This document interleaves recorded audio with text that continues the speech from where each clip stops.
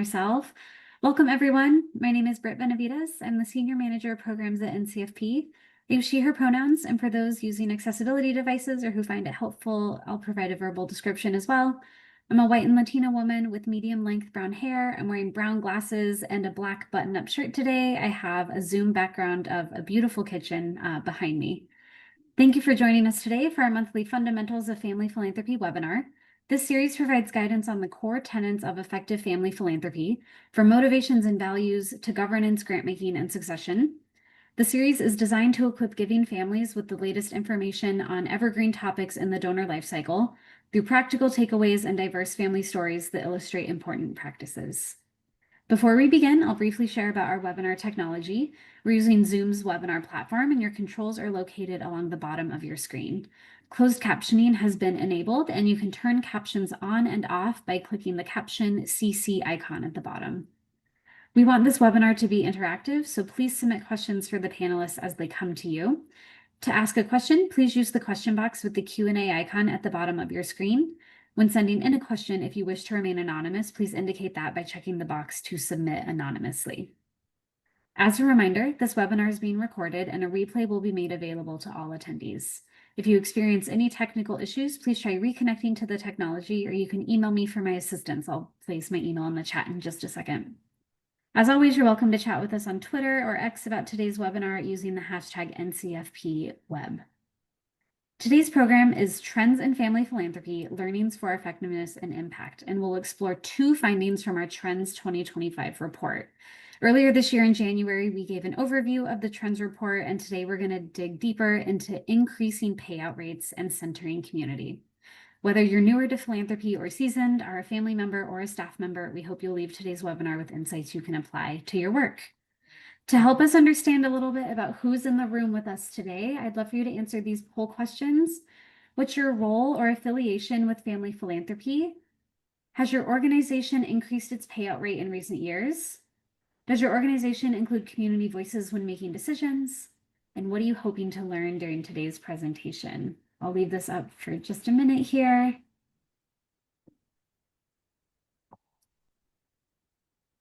Looks like a good mix. A lot of Family Foundation staff members, family members. Many of you have increased your payout rate and include community voices. Great, I'll leave this up for just a few more seconds. Thanks so much.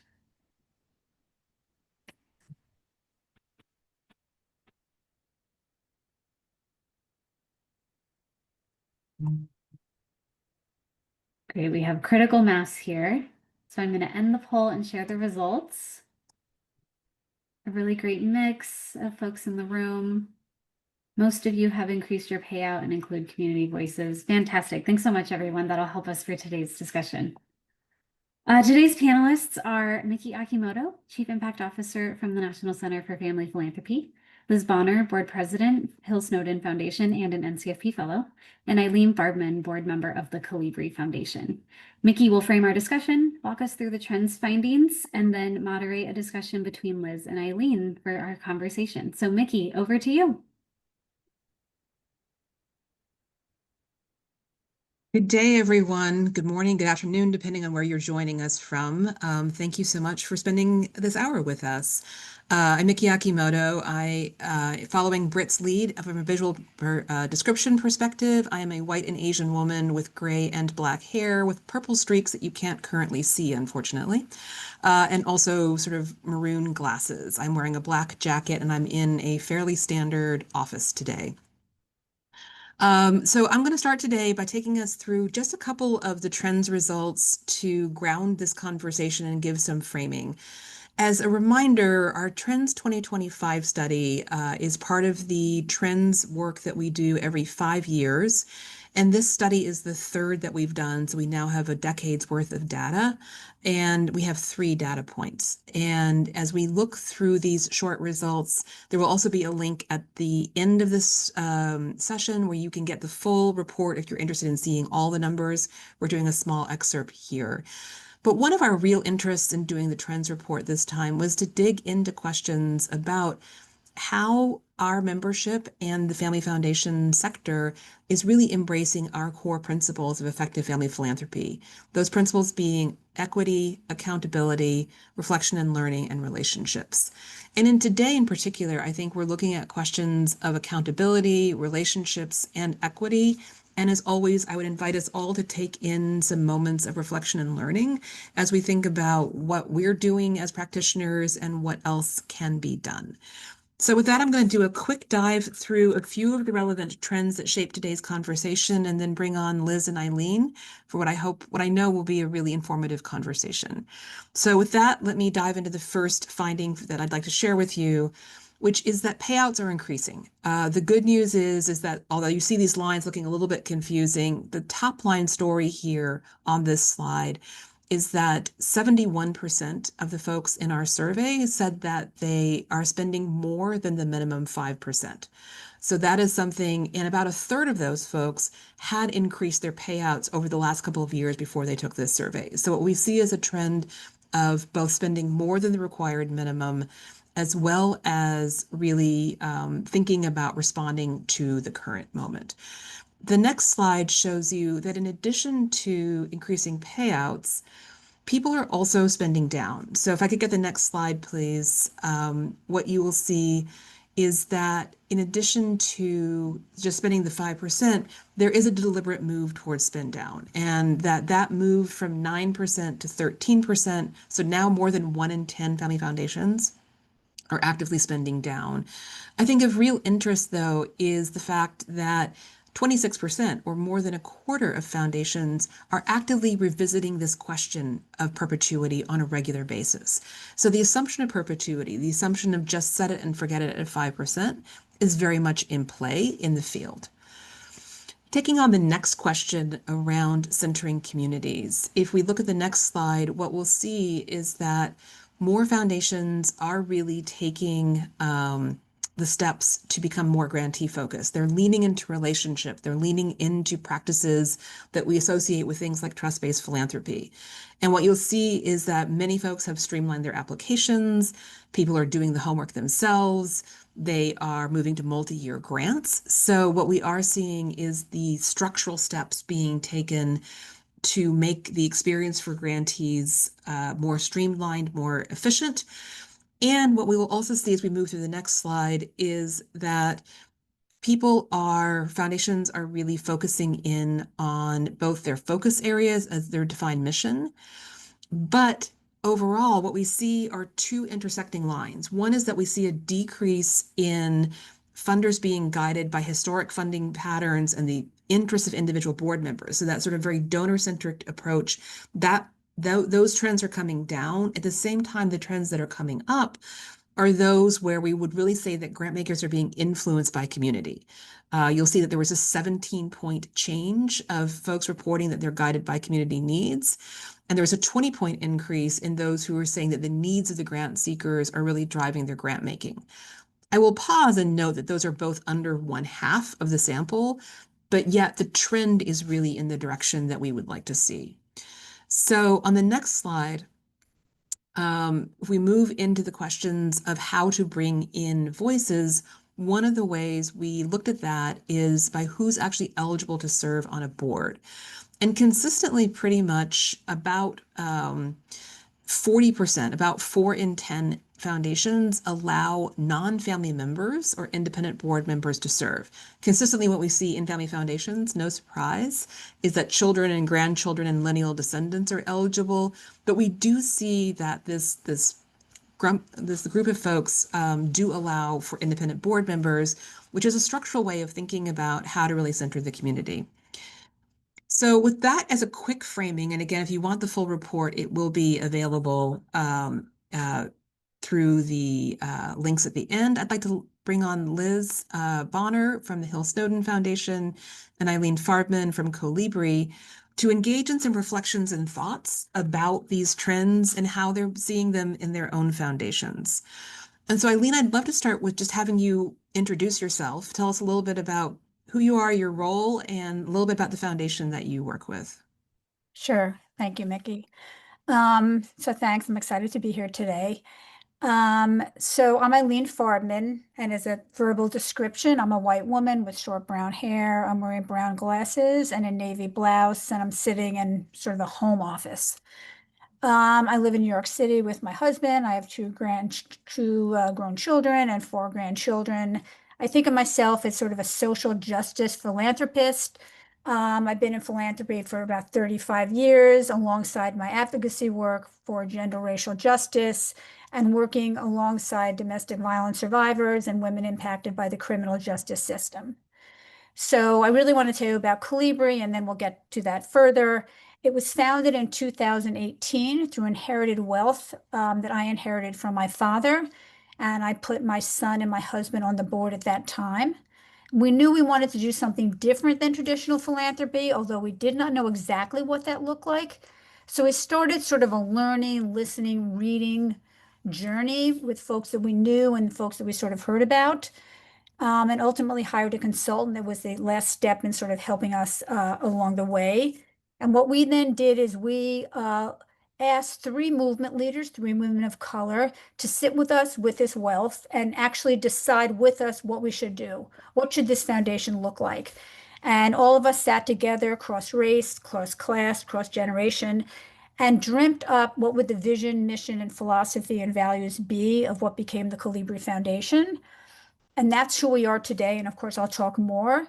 And we're now a movement-led foundation, and we seek to amplify the intersection of gender, racial, and economic justice, um, centering healing and hoping to end interpersonal violence.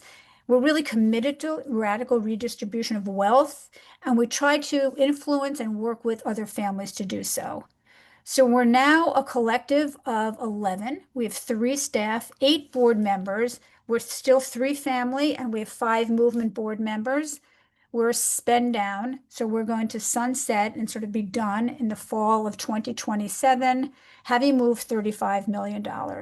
I really look forward to telling you more about how we started this, what we're thinking, and how we got there. Thanks so much. Thanks, Eileen. And Liz, I'll have you introduce yourself and then I'll have a question for you. Sure. Hi, I'm Liz Bonner, and I am the board president of the Hill-Snowdon Foundation. I use she, her pronouns, and I'm a white woman with long blonde hair. I'm wearing a brown tweed jacket, and I have big gold hoop earrings, and my background is blurred because it's a really messy home office. So a little bit about the Hill-Snowdon Foundation. We're a family foundation based in Washington, D.C. That's also where I live. And we fund groups that do community organizing around racial and economic justice. So racial and economic justice are, our program areas, if you will. And grassroots community organizing is really the strategy that all of our groups employ to work towards those goals of racial and economic justice. We just for some reference, our asset size right now is around $38 million. And this year our grant making budget is $4.5 million and plus administrative expenses. So that puts us at a payout of about 14.5% for 2025. And that payout number is going to be consistent or even a little higher through 2028 for reasons that I will talk about in a little bit. We have a staff of four, an executive director, a director of grant making, a program officer, and a director of finance and operations. We fund throughout the country, but have sort of focused geographies in Washington, D.C. and the deep south of the U.S. And we currently have 9 trustees and 1 emeritus trustee. And of the 9 active trustees, 3 are community trustees, 6 are family trustees, and that includes 2 from G3 and 4 from G4. But those numbers are very likely to be changing in the coming years, which is also something that I will talk about in a bit. Thanks so much. And Liz, let's jump right into it. As you began sort of teeing up, and Eileen, I heard this from you as well, both of your foundations have a mix of family and non-family trustees. So how are you really thinking about the role of family in governance, and how has that led to the way you've made changes? Sure. So I think, right, I mean, the role of a board in governance, right, is to make, in generally speaking, is to make sure that the governance structures are really aligned with the foundation's work and the mission of that foundation, right? And so, if you consider that, Eileen's Kolibri is really the exception in that they were sort of formed with community trustees or movement partners as board members, but most family foundations start, with family only. And in fact, we saw in your slides that some foundations, have some restrictions, right, on even bringing in community trustees. But so then it is the role of the family, it becomes the role of the family at first to look at those governance structures and processes and make sure they're really aligned with what the foundation, was hoping to achieve. And so, in the case of Hill-Snowdon, this was back, started really in 2018. We, we fund racial and economic justice, right? So we are, we talk so much about, power building and, among Black and brown people and power sharing and all. And, and quite honestly, the decision makers around the table were all white people, right? And it was a pretty, and meanwhile, because we were doing this racial justice external funding, we were, taking an internal racial justice journey with board and staff.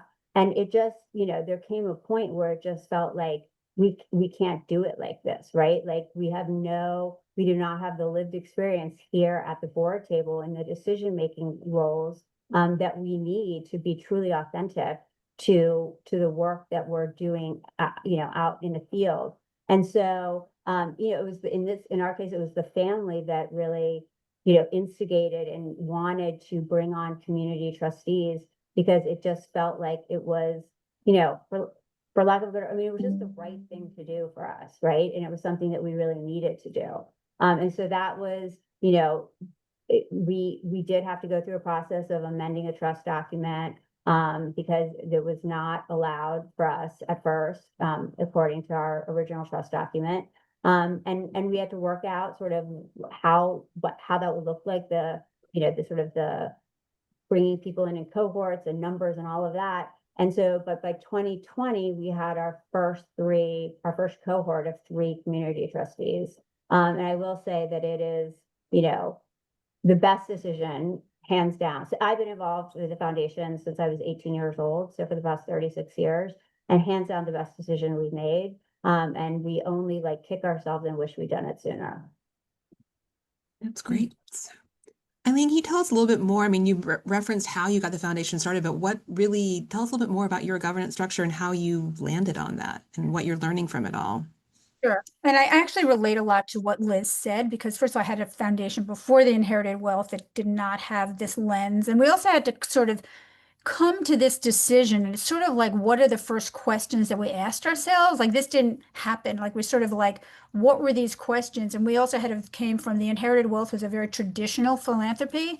My father was a staunch Republican, et cetera, et cetera. So we had to really, like Liz is saying, how do you do it? Tweak some things and make some deliberate changes that take a little bit of work. And again, we were an aligned family, which was the 3 of us at least. Well, we had a split of foundation, et cetera, et cetera. But, everything you do along the line, no matter who you are, is intentional. And again, I agree. It's definitely the best thing I did. And I don't think that I knew initially how great it would be, maybe as Liz may have felt as well, until I'm actually sort of doing it. But it's not necessarily as easy as it may sound.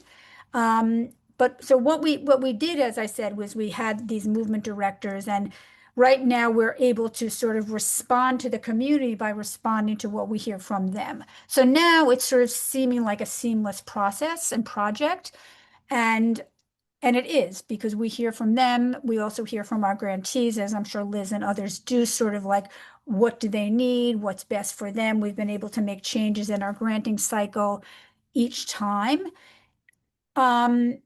It doesn't come with no trade-off, right? I am sort of ceding/shifting power in a way that I had not been used to doing. I created this, but there are definitely in the times that we're doing that, times that I'm not used to sort of taking such a seat back. It's not like I am actually giving up, kind of the wealth and the control. I do think it's actually, as Liz said, the greatest thing I've ever done because my board members are actually philanthropists now. And I have a wonderful relationship with them, and I allowed to see them make decisions that they would not otherwise get to do. And so once you've sort of seen that, you can really talk to how amazing it is. But I also think that learning from them and seeing sort of like what does the field really need, even just speaking to grantees is a step in the right direction. Like what do they really need versus something that I don't have the life experience to know really speaks to sort of community centric and what can you learn. And it's a road, right? It's a road of Mhm. learning and listening and sort of really intentionally like being accountable. So I think it's a lot of what Liz said, and then also having just sort of done the extra work and how that came about is probably just a little bit more of a story that sort of evolves. Yeah, I think that's really fantastic. What I'm already hearing from both of you is the importance of asking the questions, questioning structures like, why is the trust written this way or why is our governance this way? And then thinking about what are we really trying to accomplish and what gets us there in terms of form.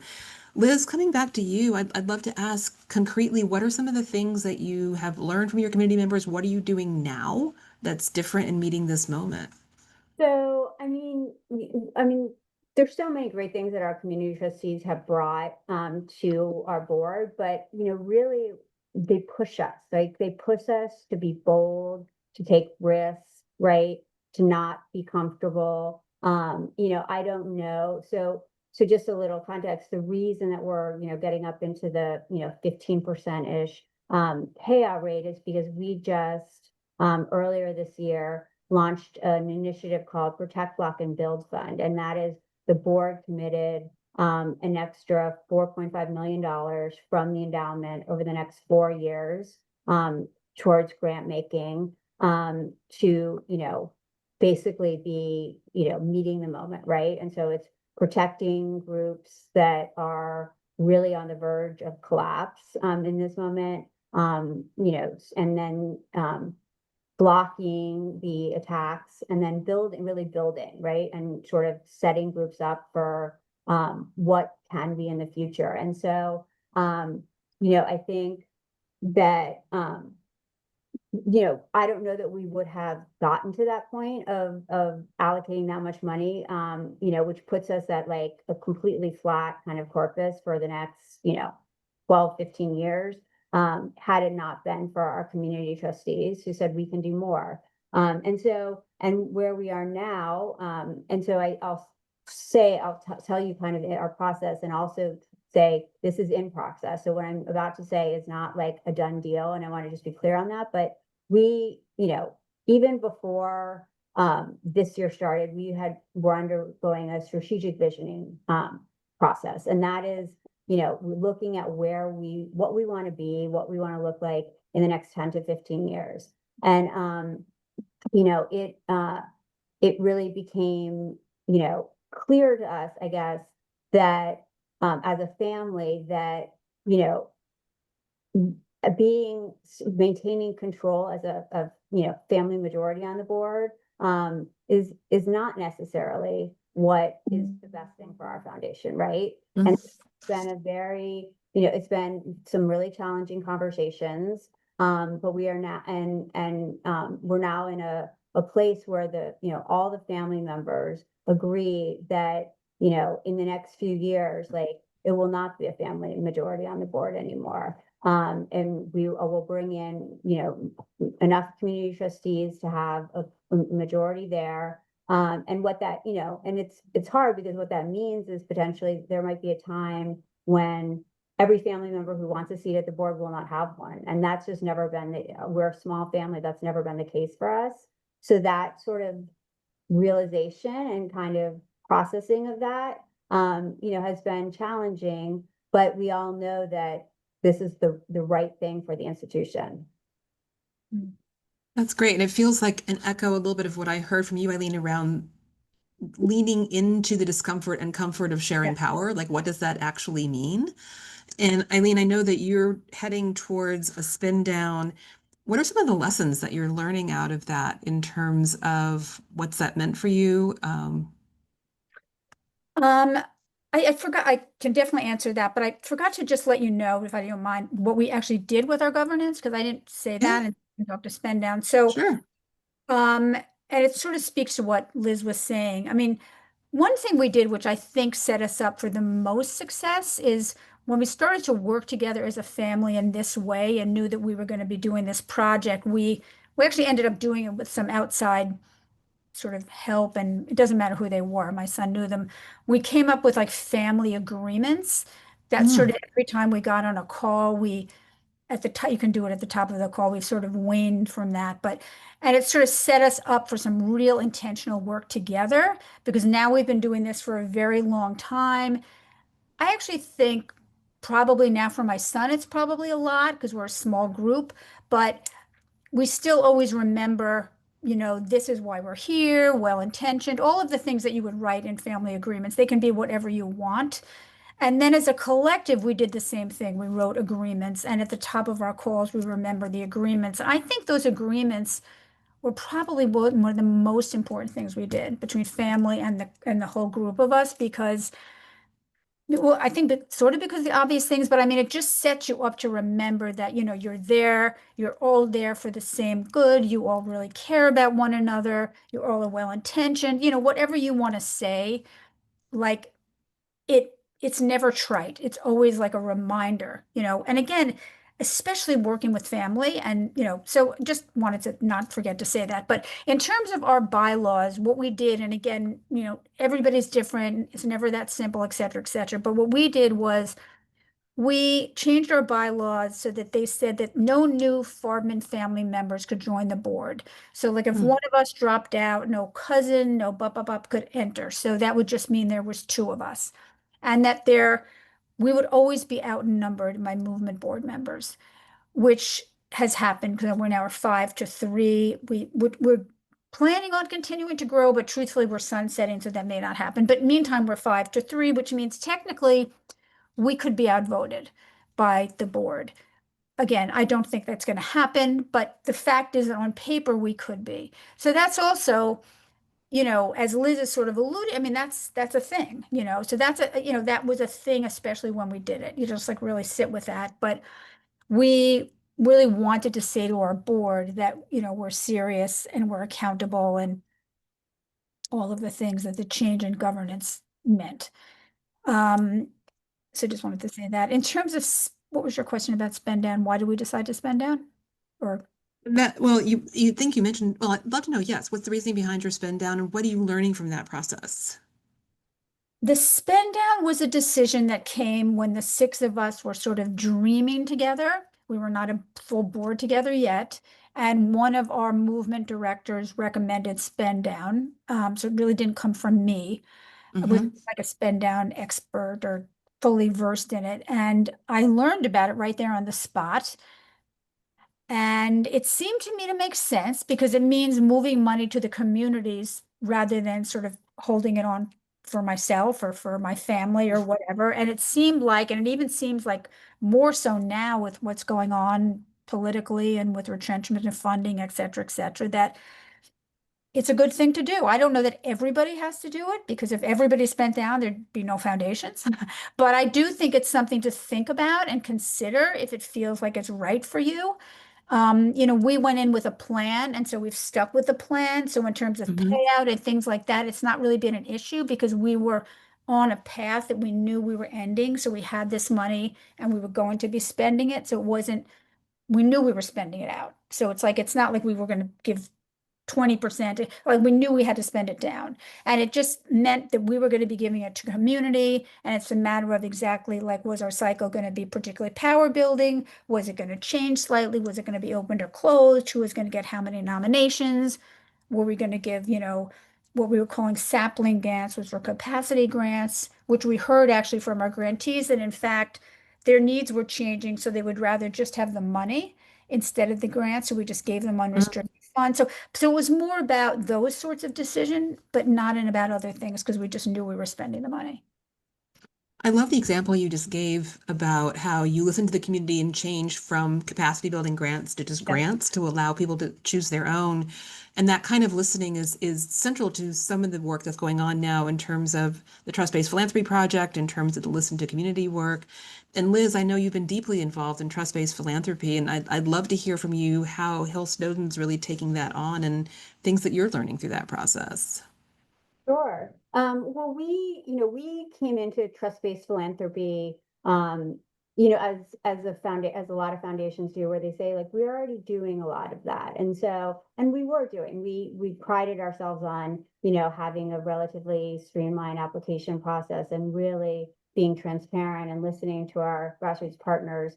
But one example would be, what we did is we typically fund groups for every year for up to 8 years. And unless something like their, program really changes and is no longer fits with our criteria or something, like you're going to get that grant renewed each year. But it wasn't technically multi-year funding. And so, and our reason for that was it was about bookkeeping and, and it was something that like made sense to us. But during the pandemic, we had some group calls where we got groups of our grassroots partners together, really for them to meet each other and sort of share some of the challenges they were going through. And the executive director of one of those groups asked our executive director, like, why doesn't Hill-Snowdon do multi-year funding? And, and as he will tell the story, as he was kind of giving this thing about accounting, it just rang so hollow. Especially in this moment of like real crisis during a pandemic. And it was just like, he came back to me as the board president and then to the whole board. And he was like, we need to change this, right? Like, we need to figure out how to make this work. Because there is a very distinct and important difference between, for them to get a commitment for multi-year funding up front versus just a high likelihood they will get a renewal grant the following year. There's this big difference. And, and so that is the impetus to get us to change. And it was sort of that opened our eyes to like, to trust-based philanthropy. We started reading more about it, hearing more about it. And then we were sort of realizing the things about it that we weren't doing, and decided to just go all in of really embracing it, not just the grant making strategies and practices around it, but really from a culture and governance perspective as well. I mean, in my mind, community centeredness and trust-based philanthropy just go hand in hand, right? I mean, sort of trust-based philanthropy in its most vibrant sense is centering the community, and having those, sort of having those voices be heard, and having, if you trust the community members to understand their own challenges and to know how to address those challenges, then, I mean, that's what trust-based philanthropy is, beyond just like, streamlining a grants application. Yeah. I think that's such an important distinction, that it's not just the processes, it's culture. And Eileen, I'm wondering if you can share with us a little bit about how you've built the culture of your board. And I don't know if you have a staff as well over the years. I know that you said you started by dreaming together with the movement leaders. And yet you've also sort of referenced that there's, some process that you've had to move through. So what have been some practical things that you've done to help build that strong culture? I think, yes, I do. One thing on trust-based philanthropy is that I think the core, I mean, I completely agree with Liz. And I think the core of trust-based philanthropy and the shift that I think anybody has to go through, I mean, anybody, is really that it's about the unrestricted multi-year grant making, because without the trust in unrestricted grants, there is no trust-based philanthropy, because you're sort of going from a programmatic grant where you're sort of saying, here's the grant, I'm going to give it to you, and then I'm going to check on you. You're sort of opening that up, and you're trusting. And so to me, that's the whole kind of shift of mindset in trust-based, what makes trust-based philanthropy is okay, like here's your money, here's your whatever, $10, and you're going to do whatever you want with it. And I don't need to worry about it. And that is a real without that shift, you can't do trust. I mean, the other things are super important, the paperwork, the dot, dot, dot, even beyond the check, and all the things that I think are extraordinarily important. But I think that shift of here's your money for X amount of years, or here's your money for whatever, and I'm not going to, I know you're going to do good with it. I know you're going to do whatever you need to do with it. So just a second on that.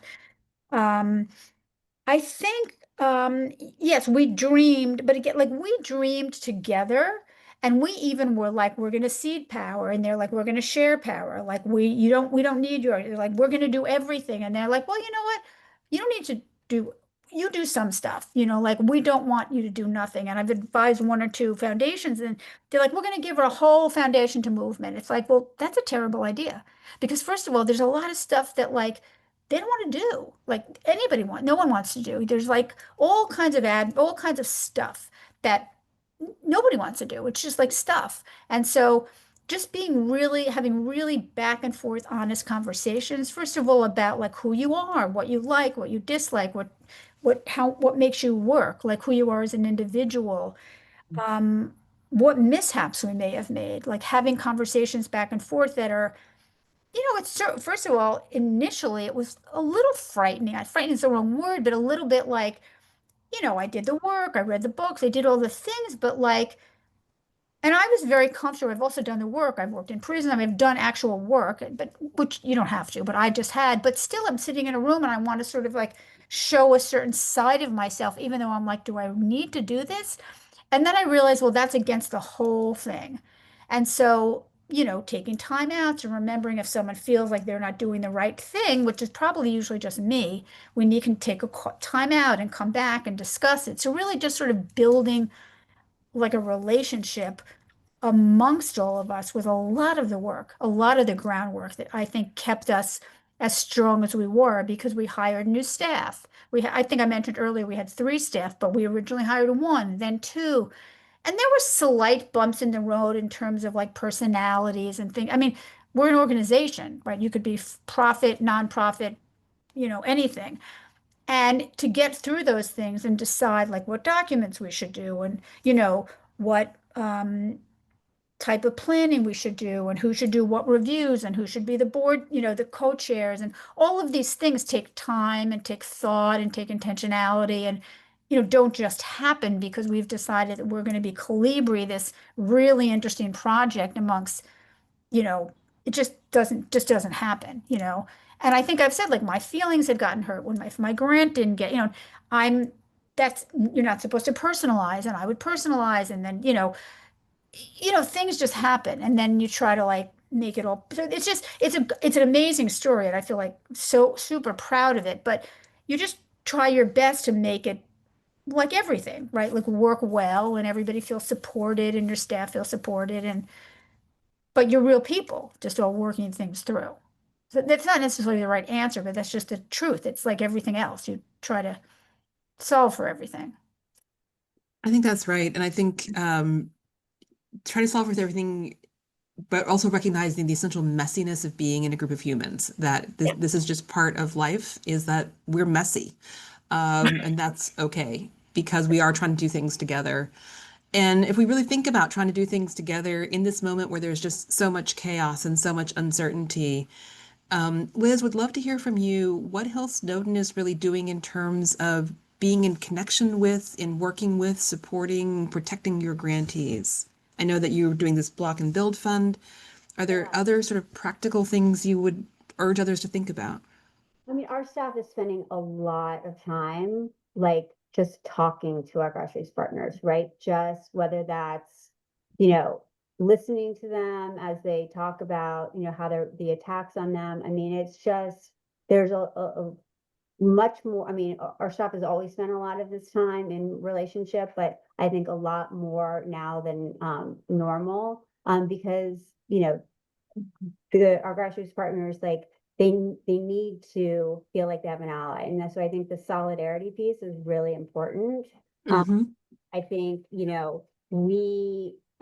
it's solidarity is just like very powerful as both a concept and a practice. And so, we're not backing down. We've made a decision, as an institution, to not back down in this sort of time of, increased scrutiny and threats. And so, like we haven't changed anything about ourselves, about what we do, about the language that we use. We haven't asked our groups to change anything about what they do or the language that they use. And I think to send a message is like that we have your back and we have it now and we will always have it is really, really important for community groups to hear right now.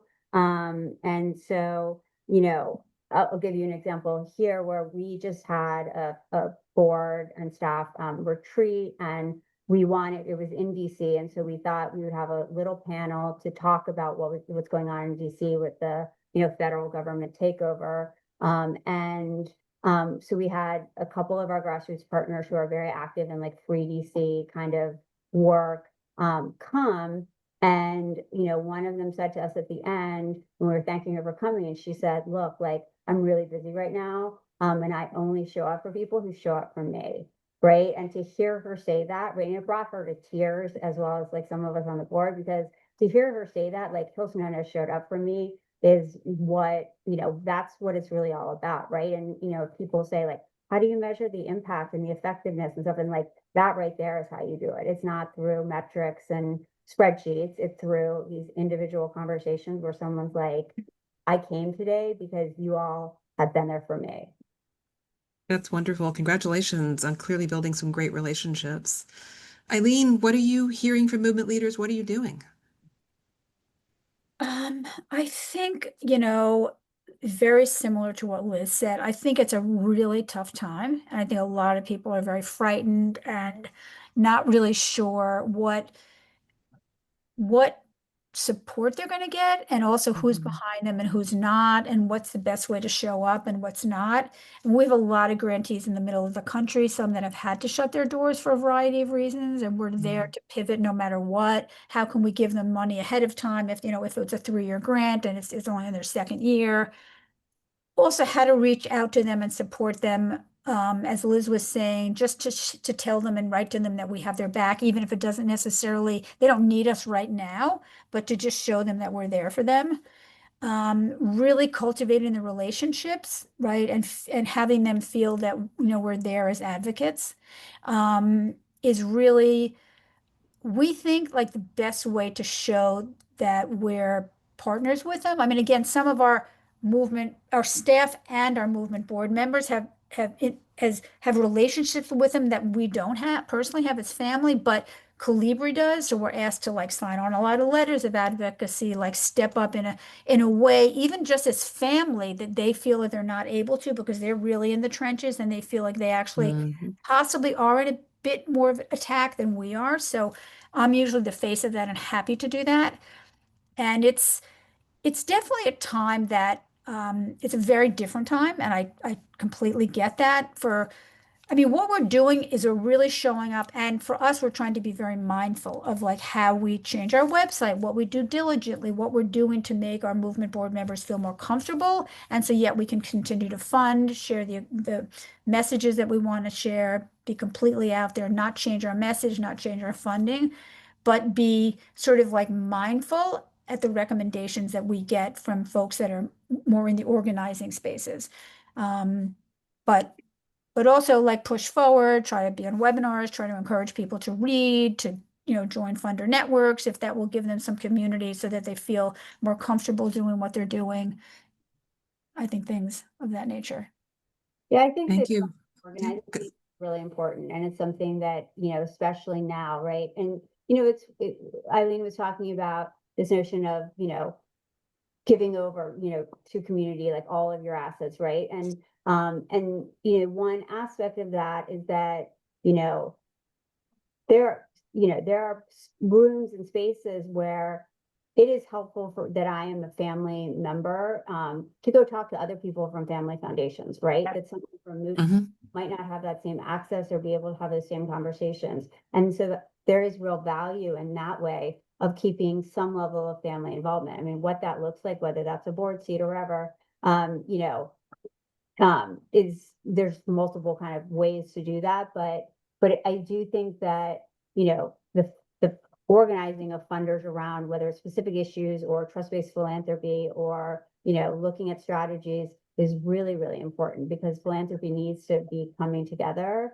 to, you know, sort of be more aligned in terms of priorities and, and how we're gonna sort of get out of some of the things that we're facing now, externally.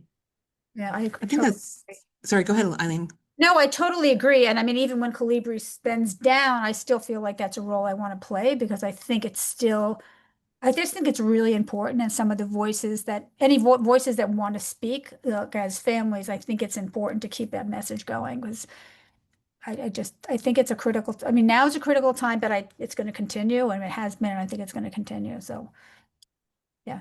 And I think, as we were talking about earlier, being in solidarity, being in community is so important. And I think both of you are now raising this thing. It's not only enough to be partners between funders and grantees or funders and communities, but also funder to funder. And just wanted to remind folks that there are a couple of great efforts underway where you can find that kind of community if you're, really interested in learning how to be the most responsive to community. There is the Meet the Moment commitment and community that NCFP, Trust-Based Philanthropy Project, and Grantmakers for Effective Organizations, otherwise known as GEO, have. And there's also the Listen to Community initiative that the Shared Insight team has put together with a lot of tools and resources on how to really dig into listening to community. And we'll have links to those in this deck later on and in the follow-up materials. But I am going to move us into some questions. We've got one so far in the Q&A box. And Eileen, I'm going to start with you on this one. Okay. And the question is, with the trend towards spend down, it seems like it is usually the more progressive foundations that choose this path. Is there a concern about leaving a vacuum of progressive funding if more follow suit? It's an interesting question. I think I touched on it. I'm going to repeat it. I think that there is, I don't know if it's the more progressive. It seems like maybe it is the more progressive foundations because it's the idea of sort of like not hoarding wealth and kind of giving wealth to communities. I don't think it has to be the more progressive. I think anybody can do it. And I definitely think that it is something to at least consider. Like how much wealth do you have? Do you need it in perpetuity? What's your timeline? How, whatever. It doesn't have to be short. Ours was very short, but again, it can be, you can designate a certain amount of time. And why are you spending down? Does that resonate with you? Again, this is me. I don't have like all the answers. Like I don't think everybody has to spend now because yes, then there will be no foundations, as I said earlier. But I definitely think there is something to thinking about community, thinking about the fact that we have more ability than all these institutions and many that are now sort of closing or retrenching their funding, et cetera, to make those decisions of how much money can go to the field and how much money do we actually need to hold on to forever. So I don't have like the nuances of when and how and is it right for you, but I do think it's a question to ask. Great. Liz, do you want to add anything to that? I think absolutely. I mean, everyone should be asking themselves that question about perpetuity. For us, as I mentioned earlier, we sort of made the decision that, we don't feel the need to grow our assets, right? And that seems to kind of be the like sort of starting point for in a lot of foundations, right? That it's like, of course, we're going to see that corpus grow, right? And for us, it's like, why do we have to do that, right? Why doesn't if it stays at this $38 million level for the next 12 years because we're increasing our payout, that's completely fine with us, right? We just wanted to make sure we just ran various scenarios and stuff to make sure we weren't inadvertently spending ourselves out of business, because that's what you don't want to do. Like if you are spend down, you want it to be very intentional and strategic, and not just find that you're all of a sudden spent and having to retract on your grant making because you've not planned appropriately. Mm-hmm. Okay. We also have a question here, which is a little bit not quite on topic, but I think has something to do with listening to community and payout. Someone's asking that he says that he's on numerous boards where he's supposed to both help fundraise and also be a donor, wondering if others have this same issue. So I don't know if either of you have experience with that. I mean, I could, I think, yes, as someone who serves on boards and both gives personally to those institutions as well as fundraisers for them, to me, they sort of go hand in hand. You are a much better fundraiser if you can have made that commitment yourself, right? It's pretty difficult to go out and ask people for money when you haven't, shown your own commitment to and belief in the organization by personally, opening your pocketbook. So I guess, to me, that's I I I have trouble sort of imagining it any other way, right? I agree. I mean, I tend to agree, and I also I feel like, right, you are kind of an advocate because you've decided to join the board. Chances are, at least for me, and it sounds like Liz is saying the same thing. You've sort of aligned with their mission, and you are kind of a spokesman for them. I don't know if it's essential, but it seems like it tends to go hand in hand. Thank you. We've got a couple more minutes, and so I'm going to, in a moment, ask each of you to give a parting piece of wisdom to the audience, either about centering community, paying more, or both, whatever you would feel moved to do. While you get to think about that, I want to just really thank you both for this amazing conversation. This has been so much fun. And to say for folks who are watching that I think you've really heard a lot of valuable advice about the importance of bringing on community voice, really authentically listening to that voice, being able to respond and learn and grow as you hear things that are new and novel to you. That it's important to think about structure and culture. I think Eileen gave this great example about the agreements that they came to, that they used to anchor meetings, that's a structure that then helps to build and reinforce the kind of culture that you are trying to do. And also, when you listen to community, really be prepared to respond and think about how you're feeding back. And so Liz's great example around multi-year grants that weren't really multi-year grants, but they were. And so why were we doing it that way? And the answer was we can do it a better way. And so that goes back to, I think, really living into reflection and learning. So with that, I am going to turn it over to you, Eileen, to give a piece of wisdom to folks. I think, did you say, I'll just give a general piece of wisdom.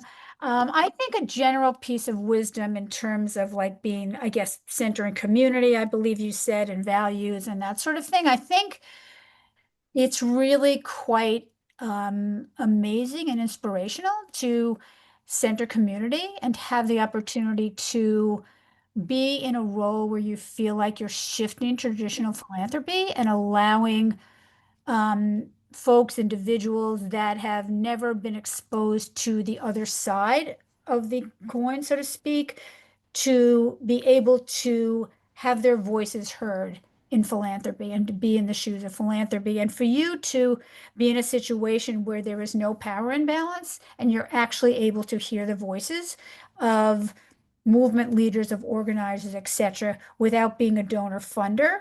I think that's an incredible journey. It's a remarkable journey. And it's also a shift in philanthropy that I think is long overdue. I do think you should think about it and recognize that it's not easy, but sometimes the most beautiful things are not easy. And for me, it's been sort of life-changing in an amazing way. I also think that, the idea of like mutual accountability and trust and humility are just practices that feel good. And so I'm happy to talk to anybody about it. I'm not saying that there's one right way. There isn't one right way. Just even dipping your toe into it or asking those sort of like, what if, or can I try, or those sorts of questions are just worth, considering or doing baby steps into it. And those are things that is how we started. It's not like we started as experts, and I think that they've just really served us well and our community well. Great. Liz, over to you. Yeah, I think, at Hill-Snowdon, we ask ourselves this question all the time about decisions big and small, and that is this in best service to our grassroots partners, right? And so there's a little distinction. It's not like, how can we help them, right? Or what do they need? It's like, is this decision that we're looking at in best service to our grassroots partners? And I think that that's really, we're talking about understanding the needs of the community, but also how the community wants those needs addressed. And, you know, and I think that asking that question over and over, like that's a practice, that's a discipline, you know, that is not like, it is easy to sort of rest on your laurels and, you know, kind of take your eye off that ball a little bit. And you can't do that. You have to be pretty disciplined to say, like, you know, even if something seems really obvious, just asking the question, that is what community centered is. It's like always putting what the community needs and wants first. And, you know, and then understanding the answer to that and responding to it, right? Making the changes where you have to make the changes. Thank you both. This has been amazing. I'm about to turn it over to Britt, but really, I think we've all learned so much about accountability, trust, relationship, and keeping the work moving forward. So thank you, thank you. And Britt, over to you. Thanks, Miki. Thanks for grounding us in our trends data. Thank you to Eileen and Liz for bringing this data to life, right? We see these numbers come in and we think, well, why did that happen? What's the story behind it? And you both were just so vulnerable and open and sharing with us. So we're very grateful. I'd like to launch another feedback poll here just to get everyone's feedback on today's program. It'll help us be better for next time. And I also do see the 2 questions remaining in the Q&A.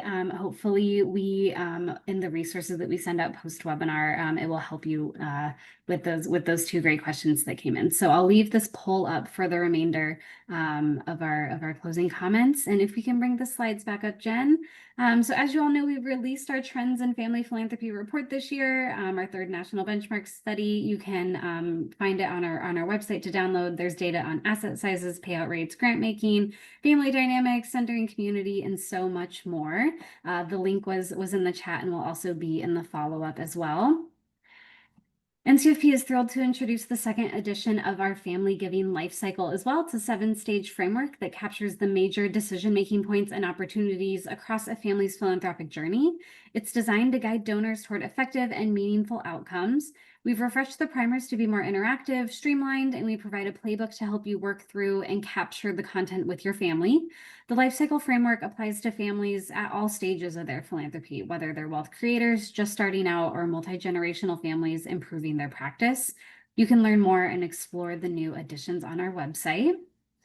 As we get ready to sign off, we have a few very quick announcements about upcoming programs. And as always, we want to hear your feedback. So we really take it to heart and incorporate it into our programs that we build out.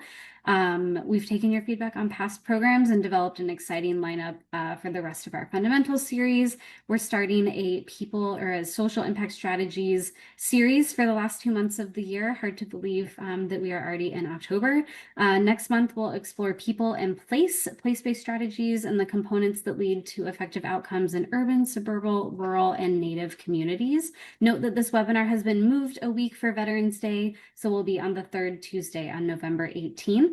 Our full 2025 Fundamentals webinar series can be found on our website, and we hope you'll continue to join us the 2nd Tuesday of every month, except for next month.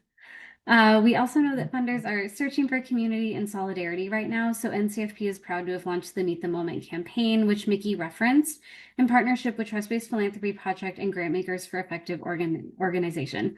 So if you are looking for ways to take action and be in community with other funders, you can learn more about the campaign and sign the pledge that has been linked in the chat. It will also be in the follow-up documents. And in addition to our webinars and other programs, we're pleased to offer a range of peer networks for those interested in connecting to family philanthropy colleagues with similar objectives, challenges, and shared experiences. You can find out more about all our peer networks relevant to today's conversation. We do have a strategic lifespan peer network for those who are thinking about considering spending down or who are in the process and who meet on a quarterly basis. Again, thank you everyone for joining us today. Thank you for all of the registrants who submitted questions in advance. It helped us to shape our programming. Thank you to Liz, Eileen, and Miki for sharing with us their time and their expertise. A reminder that the webinar recording and related resources will be sent out shortly. And please join us on November 18th for our next webinar. Thanks all. Take care. See you soon.